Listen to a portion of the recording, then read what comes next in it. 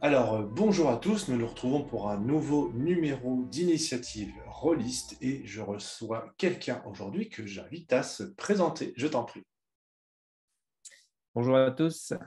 Moi, c'est Kevin.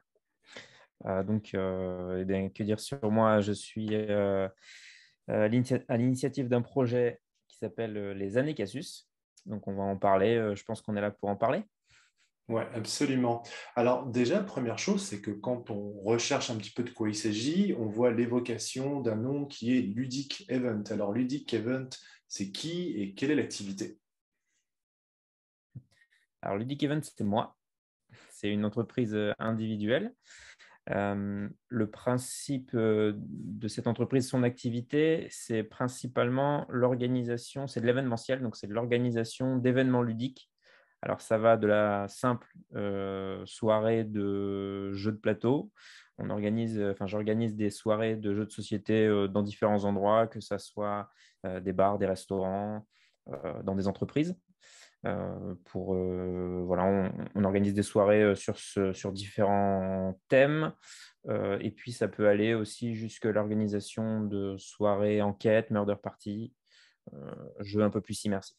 C'est intéressant, je connais pas mal de personnes qui font ce que tu fais et je me rends compte dans ta description que tu fais pas que du jeu de rôle, mais c'est sans doute pour des raisons économiques.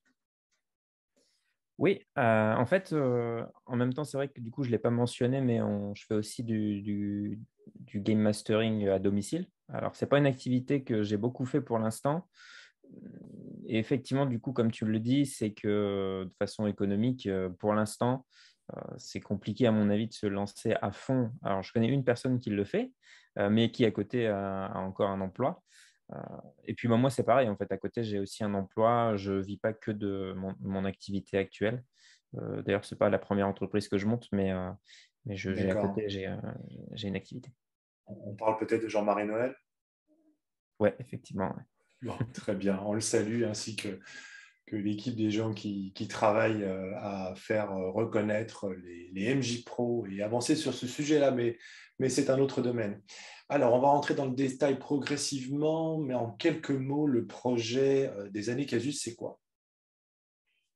Alors, les années Casus, c'est un projet de film documentaire long métrage sur l'histoire du jeu de rôle en France, principalement les premières années du jeu de rôle en France. Donc, on va essayer de couvrir la naissance du jeu de rôle en France depuis l'arrivée de Donjons et Dragons, grosso modo, jusqu'à la fin de sa première période, si on peut appeler ça comme ça, avec l'arrivée à la fois des cartes Magic, mais surtout aussi de la mauvaise presse et des médias qui ont colporté beaucoup de choses et qui ont mis beaucoup de choses sur son dos.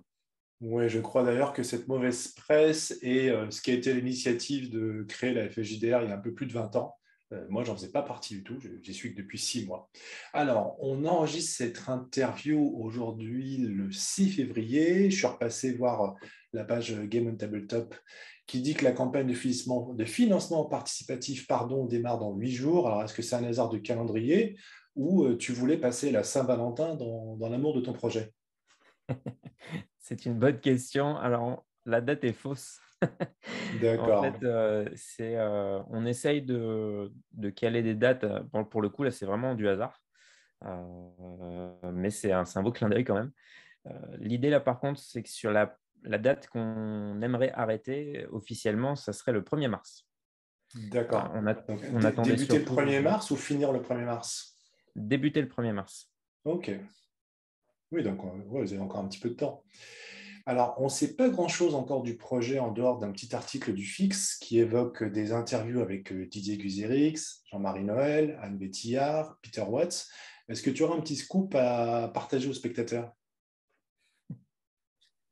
Ce que je vais pouvoir en dire de plus, c'est que effectivement le documentaire va intégrer à la fois une grande partie, ça va principalement être des interviews de différents acteurs du jeu de rôle de l'époque et aussi d'aujourd'hui, pour ceux qui sont encore là, qui sont toujours actifs. Et ça va être aussi la possibilité d'intégrer différents documents d'archives. Notamment, j'ai pris contact avec François Bienvenu, Alors, je ne sais pas si ça t'évoque quelque chose. Si, ça Moi, t'évoque non. quelqu'un. Non, je ne En connais fait, pas. François, c'est le créateur du club de jeux de Saint-Rémy-les-Chevreuses. Donc, un des premiers clubs, si ce n'est pas le premier club de jeux de rôle, c'est l'un des premiers. Et à l'époque, c'est lui qui était l'auteur de la première traduction de Donjons et Dragons sur sa petite machine à écrire. Et c'est notamment ce type de polycopier qu'on pouvait retrouver dans les boîtes rouges de l'époque, qui étaient plus ou moins officielles, je présume. Mais on va pouvoir avoir accès à ces documents-là, on va pouvoir les montrer à l'écran. Donc, on va essayer de trouver des petits trucs comme ça, intéressants, des choses dont on aurait entendu parler, mais qu'on n'a peut-être jamais vu. Très bien. Alors, quel est ton calendrier prévisionnel avec un financement qui démarrerait le 1er mars? Si tout va bien, tu voudrais pouvoir être prêt quand pour montrer quelque chose au public? Alors, le 1er mars, si la campagne se lance, on compte 40 jours de campagne. Et on aimerait du coup faire le tournage de l'intégralité des interviews dans le courant de l'été, si c'est possible, pour pouvoir proposer quelque chose à la fin de l'année. L'objectif, c'est d'avoir en fin d'année, peut-être pour Noël, hein, ça serait peut-être un petit cadeau de Noël, ça serait vraiment sympa, de pouvoir fournir ça en fin d'année 2022. Donc. Ok. Alors, j'imagine que que tu possèdes beaucoup de numéros de Casus Belli. Si je te dis la phrase «Là, chérie, 5 points d'expérience», qu'est-ce que ça t'évoque? Alors, malheureusement, je ne possède pas tant que ça de numéro de Casus Belli. Ah, ben, Et non, là, ça ne m'évoque rien. ça te dit rien? Alors, dans Casus Belli, on a découvert les bandes dessinées de Croque le Beau qui étaient sur une page, Mhm. qui étaient extrêmement drôles. Et donc, je laisserai les gens commenter en dessous de la vidéo pour pouvoir partager des anecdotes sur cette BD qui était culte et qui racontait la vie d'un gobelin avec un point de vie indestructible.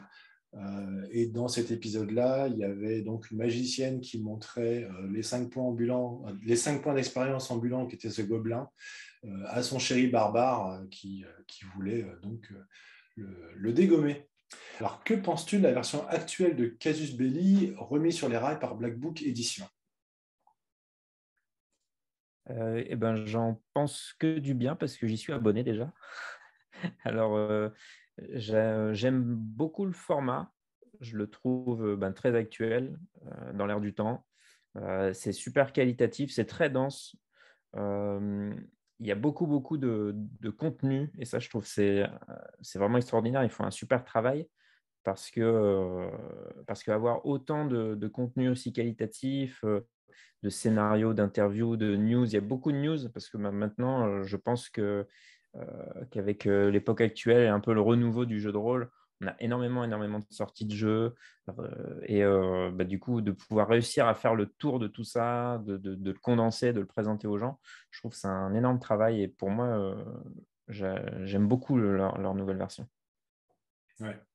Effectivement, ça marche pas mal. Alors, on en a parlé un petit peu au début. C'est vrai que d'un point de vue économique, il est plutôt difficile de faire bouillir la marmite, si vous me permettez l'expression, avec le jeu de rôle et que le ratio investissement personnel par rapport à la rémunération, c'est quelque chose qui est plutôt défavorable. Donc, combien de temps penses-tu avoir-tu déjà passé pour préparer ce projet? En termes d'heures, j'aurais envie de te dire, quand on aime, on compte pas. C'est un travail qui demande énormément d'énergie, énormément de préparation, énormément de personnes, parce que derrière, pour l'instant, le seul visage que les gens peuvent voir, c'est le mien, et bientôt celui de mon collègue qui sera à la technique du film. Mais derrière, on a une équipe au niveau du film qui va être assez conséquente sur le tournage notamment, sans compter les intervenants et tout ça. Donc, c'est énormément d'heures. Ouais. D'ailleurs, j'en profite pour vous dire, spectateurs, de ne pas nous quitter à la fin de la vidéo, puisque tu m'as partagé une vidéo de présentation du projet, une vidéo assez courte. Donc, vous allez voir quand même qu'il y a il y a un gros niveau de réalisation, autre chose que cette petite interview. Allez, je continue. Au niveau de l'histoire du jeu de rôle, est-ce que tu es déjà entré en contact avec Julien Pirou, qui a été membre d'honneur 2021 de la FFJDR et qui est l'auteur de la grande aventure du jeu de rôle? Pas encore.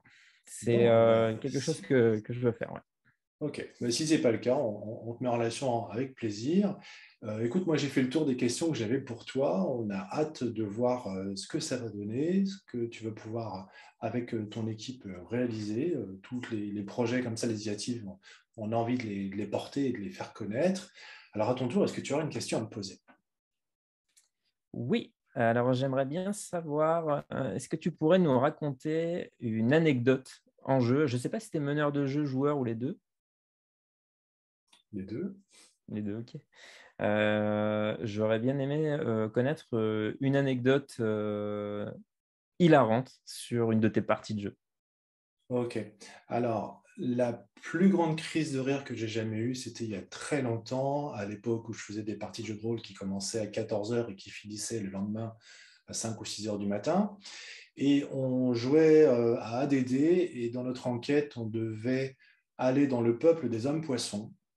Et on avait trouvé un petit bouquin qui expliquait que les hommes-poissons, il y avait plusieurs règles à respecter. Il ne fallait jamais rire en leur présence.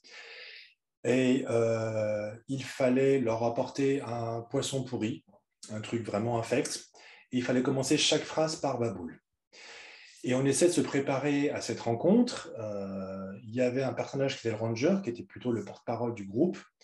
Et puis on commençait à discuter, à s'entraîner, à commencer nos phrases par baboule. Baboule, bonjour, nous vous offrons ce poisson détérioré. Et le MJ derrière son écran qui sort la tête et qui dit qui êtes-vous? Et nous, derrière, on commençait à être mort de rire. Le ranger avait les yeux rouges. Moi, j'étais barbare. Je discute avec le magicien. Baboule, ils ont une drôle de tête. Baboule me fait pas rire. Et ça devenait vraiment très, très difficile. Et à un moment, le ranger se tourne vers moi. Il me dit Baboule Voïvodine, sors d'ici. Et je lui réponds Baboule, je fais ce que je veux. Et j'ai éclaté de rire. On a tous, on n'en pouvait plus. On a ri. La baston a eu lieu. On a défoncé les hommes poissons, et quand on a chopé le dernier, le roi qu'on n'avait pas tué, on lui dit mais c'est quoi ces histoires? Et il me dit mais pourquoi vous dites baboule, qu'est-ce que ça veut dire? Et on a découvert beaucoup plus tard que dans le scénario, alors je ne sais pas si c'était le scénario officiel ou si c'était quelqu'un, le MJ qui avait eu cette idée-là, je n'ai pas pensé lui poser la question. C'est un voleur qui nous précédait dans cette enquête à la recherche du trésor, du même trésor que nous, qui avait rajouté à la main qu'il fallait commencer les phrases par baboule. Donc, à raconter, je ne sais pas si c'est drôle, mais à vivre et à jouer, ça a été extrêmement marrant. Voilà, voilà. Après, bon, c'est toujours un peu casse-gueule parce que je sais très bien que les rôlistes, ils aiment bien raconter leurs histoires. Et puis, quand on n'est pas dedans, c'est pas forcément drôle, mais j'en garde un bon souvenir. Eh bien, écoutez, merci à tous de nous avoir écoutés. Pensez à vous abonner. Moi, je ne pense jamais à vous le demander. Toi, je te laisse le mot de la fin, si tu veux. Ouais, c'est la grande responsabilité. Je remercie tout le monde d'avoir participé, d'avoir écouté cette vidéo. Et en espérant vous retrouver bientôt, soit sur Internet, soit en live. Et puis, on se dit à très bientôt. Et merci à toi pour ton temps. Merci. Oh, il me vient une idée. Je vais regarder dans les archives. On a plusieurs cartons d'archives FFJDR s'il y a des documents qui pourraient t'intéresser.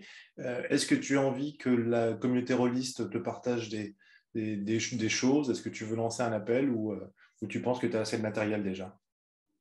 Ah oui, surtout, ouais, n'hésitez pas si vous connaissez, si vous avez déjà des archives, des choses à montrer à l'écran, si vous avez envie aussi de partager votre expérience, de raconter un petit peu aussi des anecdotes, des choses qui peuvent être cool, ou si vous connaissez quelqu'un qui connaît quelqu'un qui avait monté tel club à tel endroit, c'est vraiment des choses qui peuvent être intéressantes et je pense que tout le monde en sera au bénéfice. Donc, ouais, n'hésitez pas à prendre contact. On pourra laisser les coordonnées aussi, il n'y a pas de souci.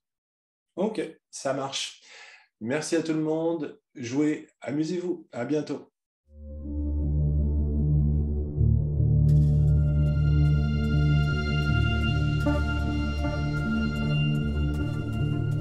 Bonjour, moi c'est Kevin de Ludic Event. Je suis à l'initiative d'un projet de film documentaire sur l'histoire du jeu de rôle en France, intitulé Les Années Casus. Je m'appelle Mathieu Gertsch et je suis scénariste et réalisateur au sein d'Eliott. J'ai été approché par Kevin car il cherchait à matérialiser ses idées autour d'un hommage au jeu de rôle, et j'en ai tout de suite pressenti le potentiel. Ce projet est né avec le désir de pouvoir immortaliser, grâce à une série d'interviews et de documents d'archives, la naissance et le développement des premières années du jeu de rôle en France, depuis la fin des années 70 et l'apparition de Donjons et Dragons, jusqu'à la fin de sa première période de vie, précipitée par une mauvaise presse colportée par les médias de l'époque. Les Années Casus, c'est l'apologie sur fond d'historicité de l'arrivée et du développement du jeu de rôle en France. C'est vrai que l'on trouve sur internet, ça et là, des témoignages, des interviews, mais nous avons l'ambition pour la première fois à l'écran de réunir quelques personnalités du JDR sur un seul et même support vidéographique. C'est là notre défi. C'est actuellement pas moins d'une dizaine de personnes qui ont répondu présent pour nous raconter cette histoire, notamment Didier Guizrix, Jean-Marie Noël, Pierre Rosenthal, Anne Vétillard, Peter Watts et d'autres. Ils nous aideront à travers leurs récits à revivre ensemble l'âge d'or du JDR pour comprendre comment il est né et comment il a vécu ses premières années. Une époque pas si lointaine où l'aventure a commencé. Interviews, images d'archives, plans d'habillage, illustrations, le tout rythmé d'une bande-son comme vous pouvez l'entendre actuellement nous transporteront dans le temps et à travers la France entière. Bien entendu, un projet de cette envergure ne pourra pas voir le jour s'il n'est pas soutenu. Nous avons fait le choix de faire appel à la plateforme Game on Tabletop pour le lancement d'un financement participatif. Nous avons prévu des contreparties pour chaque don, allant de l'apparition de votre nom dans le générique jusqu'à une invitation à la première projection dans une salle de cinéma à Paris en présence de l'équipe du film. Les Années Casus se doit d'être un bel objet, une sorte de boîte à souvenirs que l'on pourrait se transmettre de génération en génération. Mais pour que les Années Casus voient le jour, nous avons besoin de vous.